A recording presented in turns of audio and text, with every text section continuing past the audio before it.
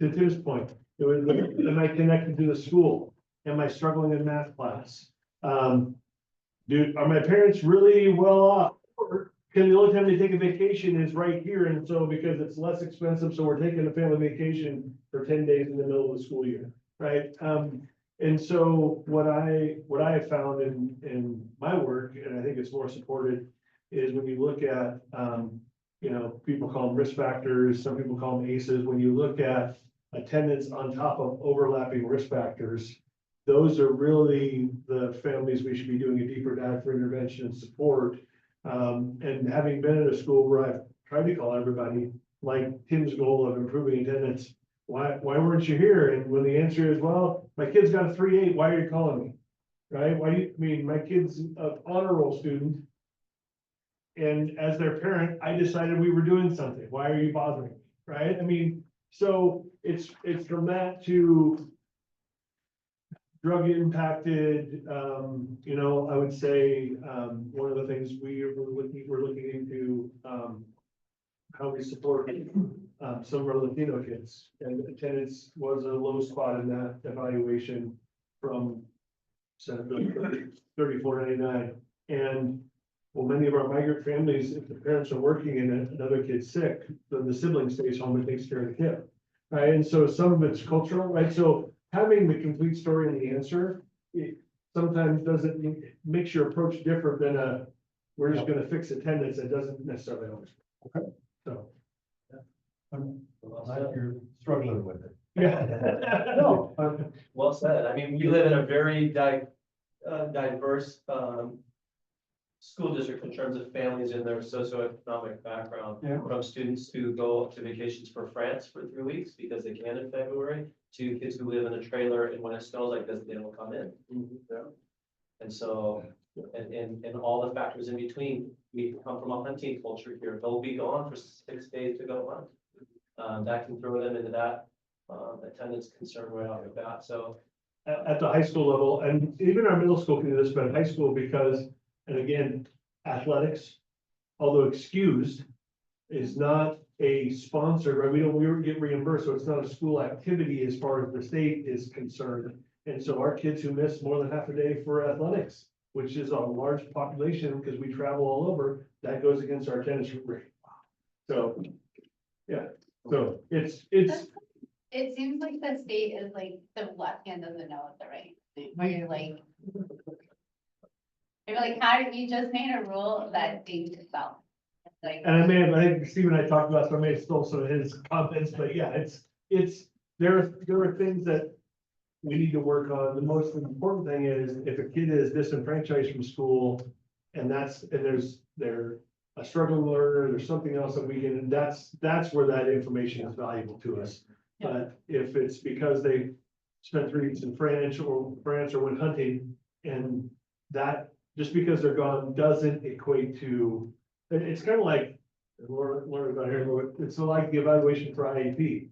Just because you have a learning disability, it's about, does it impact your education, right? And I think that's, again, the kind of lens is when attendance impacts their ability to get their education, then we should be paying attention and stepping up. But some of our kids, and they come back and they got tutors, they got all their work, they communicate, they're organized, and I think making an issue out of those kids, I'm not sure is really, it's not the Good right use of our focus. Yeah. then our funding is only somewhat based on that, or is it just like? Average daily membership, if we do a 10-day drop, that can impact it, but once they re-enroll, it comes back. So, I mean, it's pretty fluid. It's not a, yeah, it's not a, no, it's not a heavy, it's not an impact that way. and 10-day drops are pretty rare. They do happen when you have an extended absence, but we're usually on the phone. Hey, if you miss another day, you have to drop your student, and we should try to be as proactive as we can with that. Cool. thank you very much. Thank you.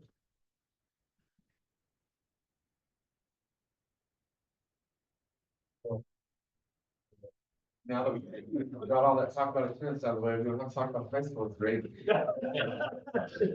Yeah, so we held serve pretty well in all of, as I think we've talked about that before in some of our other meetings. in some of the other stuff that we try to track, so on-time grad, 5-year cohort and on-track freshmen. All of them, the arrows are up and down, but they're all more or less within 1% or 2%, so felt like, do well there, grads up a little bit, 4%. And on our regular attender piece, all of the above, as far as conversation still applies, what we're trying to dive in is to see, why the dip. So we would, predict that in the past, it hasn't been a perfect picture, but we've been above the state average. And so we dipped a little bit this last year. And, as was just said, if of the 39%, who weren't 90% or better, if 38% were at 11 days and not, because it's essentially, are at 11% missing instead of 10, so we're diving into the numbers to see how sideways is that group. In other words, because for us, like last year, I'll just say as a principal, I was a serial absentee principal because I got influenza A. And I went to go watch some of our kids at their competitions. So by definition, I would have tracked under 10 days, or, I would have, under that 10%. And so it is a pretty complex picture. But like I said, our focus right now is trying to sort out where the dip came from. And as it happens, I've never seen our combo of, our front office secretary, attendants, dean of students, and an army of TAs work any harder than they're working right now. I mean, it's the accountability factor right now is we're straddling that border of kids resenting us because we're really holding their feet to the fire if they're not in class. Interestingly, though, us and Crook County are the two highest districts with graduation rate, and both also the two lowest with attendance rates at the high school. Yeah, something's amiss. Yeah, so. Yeah. Which I would go back to, kids who are connected and there's great travel in those co-curriculars, that having an impact is, I think, probably. Yeah, and like in Sisters, every single league road match is at least an hour, if not 2 each way. Yeah. And so our kids do miss a bit more school, and it would be really nice if we didn't have to count those, because we feel like there are things that add value. So more to come. The nature of school data is that you feel like you're always chasing it a bit because, to get our final number midway through the next year, now we're digging in, and by spring, we're going to be wanting to have some pen to paper on plans and strategies. But like I said, we're not waiting to figure out exactly where the data, what the exact factors were. We're already moving. So, other than that, as far as like our achievement data and stuff like that goes, it's the high school, it's not part of the report, and for reasons we've already talked about and missed in other meetings in terms of, so the piece down here is more around breaking down the on track and on-time grad and tenders. So as you can see, things that we'll be diving in on as a team on the regular tenders is just in our subgroup. Some of our subgroups track a little bit behind. And so then we look at our youth group data, which we talked about last meeting, and it's just kind of interesting that things you might predict would lead to absenteeism are not leading, that couldn't be per se the case. So for example, I think we talked about last time, our Latino kids, I think, have the highest sense of belong. So that's not tracking perfectly with maybe where our every English learners, wind up. And then we just talked a second ago about, just things that, cultural variables and things in terms of extended absences away, and those sorts of things are playing into the picture. So, yeah, what questions do you have for me? I'm sure the state thinks that attendance is a leading measure when it's actually a lagging measure. And so I think that's where it's frustrating, but I'm glad that at least they have the leading measures for graduation. in terms of on track to graduate instead of just the lagging measures of like, did they graduate, yes or no? At least there's that, but. I don't know. Good job. Thanks for cat herding. And anyways, I also, Laura left, I think, I just wanted to reiterate how big of a deal it was. I've been in other districts where people have spent a lot of time and effort to try to get to that rate of certification. And then the other thing that I just wanted to point out is, if you were listening and either on the internet or whatever, you're not familiar with Lorna's role, her time is just utterly consumed by special education. And the part of her world that veers into counseling, it pales in comparison to that. So the fact that, this, part of her world, that she was able to move the needle so far in such a short time speaks to how awesome she is, and as far as just empowering people to do work, and she's got high standards and good visions. And with staff turnover, right? I mean, there was counseling, there's a lot of turnover in the last 3 years, so that's pretty cool too. Well, Thank you. Next time you Thanks, Steve. Oh, Get to the district, I'll go a little, well, the enrollment, we're 1172, so we're still, I mean, we're just slightly below our projection, but still tracking very close to it, not wildly off. That's not necessarily a surprise, although sometimes we would tend to see a little bit of growth start to happen this time of year. With the UGB meeting, it might be that just the building and where we are and the cost of homes. And until they get that, the kind of UGB expansion and start moving in that direction, could be a bit. I'm really waiting for the Northwest Housing Alternative facility that is on the Well House property. That's still, as far as I understand, going to happen, and they have to have it built by a certain time frame. I don't know if it'll be online before the start of next school year, but typically those developments help with school-age kids as well. They give opportunities for families to be in Sisters instead of live in other places and commute to work in Sisters. So we'll keep watching that. Had a fantastic superintendent coffee last night. Had 2 people. Amy was there, so we had 3 and myself. Once a year, I try to go in the evening just so people can't say that I only hold in the morning and no one has an opportunity. It's the first time that actually tripled the attendance of any other time that I've had them. Usually it's 0 or Jeff.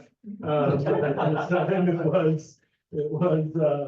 was 3. So and well, next board member, but no board member. So that was so it was good. Good conversations. Again, we're rolling into budget season. We recognize, some of the challenges that we'll be facing are the PERS increase. There is some right sizing in our budget. For example, operation costs have gone up for the last 3 years, but we really haven't changed that budget line item. We tend to just overspend to make sure that we're doing the things, but we haven't adjusted it. So we'll another is technology infrastructure. Todd and I have talked about this, so it's time to make some corrections. It's not just a 1 or 2 off. Now there's a trend of information that we need to make an adjustment. So there'll be some changes there. The good news, if there is good news in the budget, is that the state school fund, the projection, the governor's budget is high. The economist we have a new economist who is looking at how they project. And so again, we hopefully maybe will not be in the kicker mode this year, which means we've underestimated the revenue. So that's positive. The economy's been strong. That's positive. We have seen slow and steady growth in the district. Kind of flatten out this year, but that's also benefited us. So we're happy in a good situation. So you know, it's gonna be still tight and a challenge as we move forward. The challenge of, you know, making those corrections, also making sure we're working with staff to make sure they're compensated well. So we're, you know, gonna be balancing all that stuff out as we move into the spring.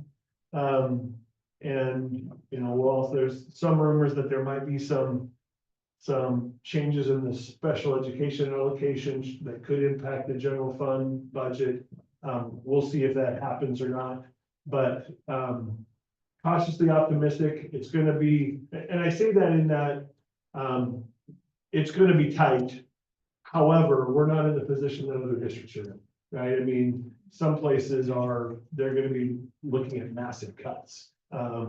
Yeah, so I think, and probably not massive for Portland Public, but just feels massive when I heard, I think Portland Public mentioned they were gonna be laying off 30 to 50 teachers. They know that already, right? They're heading into the season, they're gonna be laying people off. So, you know, budget season will be interesting. But thankful that we're in the position we're in as a district versus where others are. So, let's see. I really don't have, I guess the one thing I'll add with the bond update is, we've pretty much closed out most of the work. The kind of the last thing, and obviously we're covered for a year. Sunwest is a great partner. But one of the things that we're looking at to give us, well, we'll see if we get it.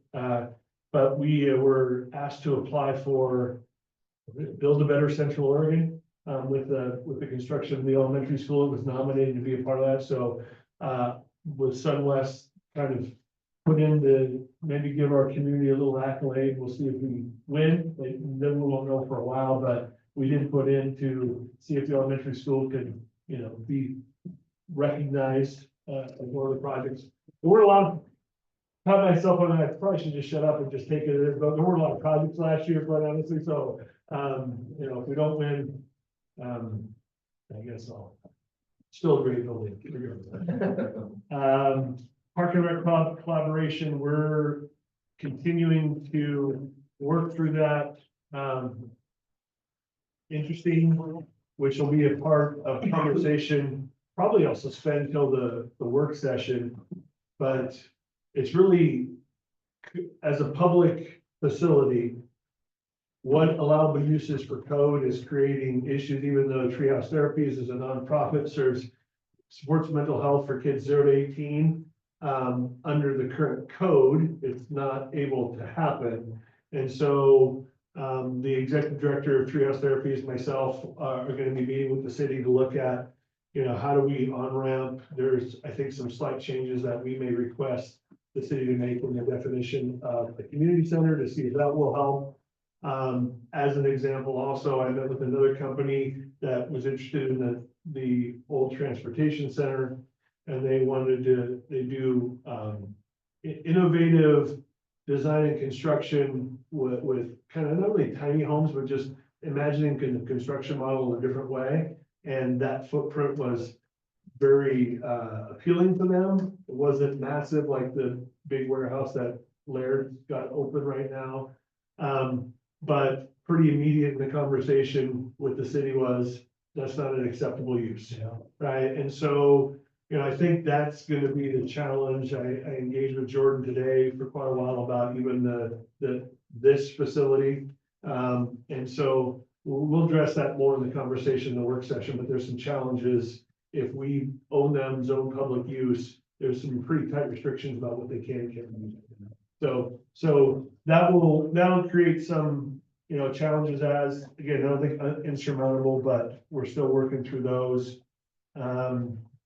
Excited about if you know, they've done a good job of the remodel over there for the Park and Rec. So excited for them to get moved in and holistically using it, not just for the daycare facility, but using the whole facility. I think they're using the gym now, but when they get the rest of the space on board, so excited for them and interested to see how that works. And then I think they're going to be starting the work on the outside for the parks plan improvement outside in the area after the ground thaws, and they can start doing the work.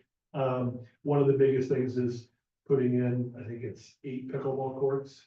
So it'll be, more to come over there as they keep moving forward with that plan, so exciting, Is the pre-K still over there? yes. Were they not moving? We have a over? room for them, but we have 2 cohorts, we don't have room for 2 cohorts in the room isn't big enough for 18 kids, which is what we have, so they stayed in our own library.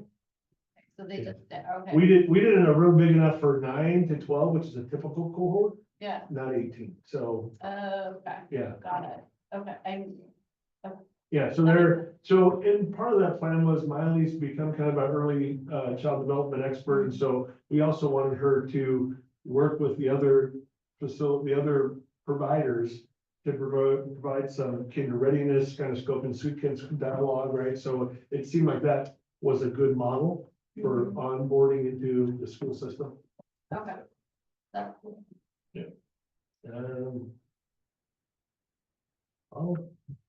I'll leave it at that. Unless- Okay. there are other fun meetings, other good stuff happening, but, I'm excited about where we're headed and, I'll leave it there. Okay, next item on the agenda is under board business. Joint city council meeting date, and my name is there. Put that on there because, Did we ever, I'm having trouble getting dates from you guys, so, by email. So, Jeff, you said it was okay. Eric, not on the April 23rd. We're looking in April now. Okay, Not on April 23rd, and ASA has a preference of the first 2 weeks. So I guess we're down to Edie and, Jenica. What are your possibilities in maybe the first 2 weeks of April? I took a old school with the calendar. So hold on, let me pull out my calendar. And maybe, I usually live and die by my, but maybe more global so that we can give them a choice as well, because they might have difficulty scheduling it as well. and what are The the first two- options? The first 2 weeks. Are they pretty open for you? Is it like any date? In That's- those first 2 weeks? Yeah, would that work for you the first, are there days? Well, I have the a first board 2 weeks? meeting on the 2nd, so that's, Yeah, no, like, it's fine, yeah. okay, so the first 2 weeks for you, Jenica. Yeah. Eric and Jeff, you guys are okay for the first 2 weeks? As long as we'll talk about evenings, yes. Okay, okay. Okay, and Edie, can you hear me? We can't hear you. I can hear, but ask me the question. Okay, the question would be, the first 2 weeks of April, would you be available for a joint city council meeting? And a specific date? Not yet, we're gonna leave that kind of maybe up to the city council to choose one in the first 2 weeks of April. Are there dates in there that wouldn't work for you? Not right now, no. Okay, so I will reach out to city council and say, the first 2 weeks of April, if they can pick a date, and I will get back to you. Okay, thank you. Thank you. That's cats or something. Like, just don't check my school board email very often, and so when I go in, I'm like, oh, there's like 30 minutes. So, yeah, I apologize. No worries, we got it. okay, so we're squared away. Yep. Thank you. Okay, 3 items on the consent agenda. We have a motion to approve those. Second,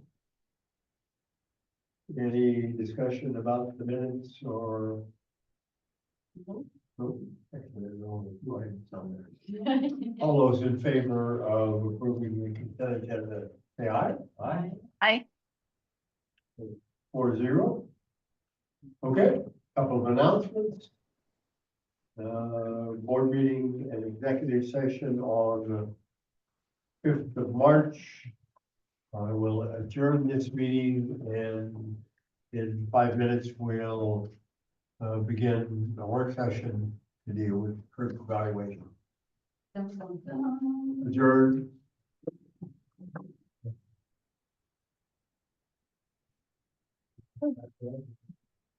Fun. Yeah. Nothing to find out. Thanks. So can we, like, finish it, and then we can